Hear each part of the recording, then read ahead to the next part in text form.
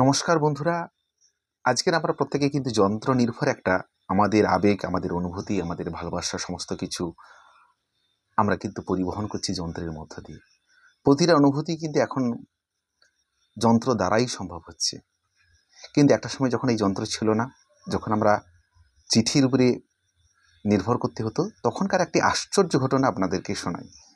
সেটা হলো, আগেকার যে মহিলারা ছিলেন তারা তো স্বামীর নাম তুলতেন না, মুখে আনতেন না, কিংবা লিখতেনও না। এইরকম একটি ছোট্ট ঘটনা।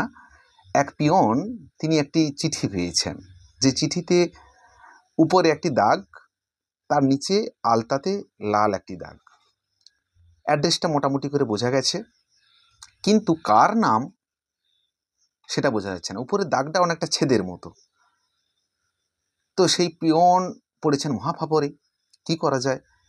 এমন একটা সময় তার মাথায় এলো, উপরেরটা হচ্ছে ছেদ, নিচেরটা হচ্ছে লাল, এই নিয়ে হচ্ছে ছেদিলাল। তিনি তারপরেই লোকের করতে পারলেন যে আমি ছেদিলালের বাড়িতে এই চিঠিটা দিয়ে আসব। যাই হোক, অনুভূতির পরিবর্তনের মাধ্যমটা চেঞ্জ হয়েছে, কিন্তু সেই যে নিখাদ ভালোবাসা, সেটা কি এখন সমান আছে আগেকার মতো? নিশ্চয়ই বোধহয় নেই। আমার এই গল্প ঘটনা যেটা পড়ে জানা, সেটা কেমন লাগলো আপনারা কমেন্ট করে অনুরোধ করছি জানাবেন। নমস্কার।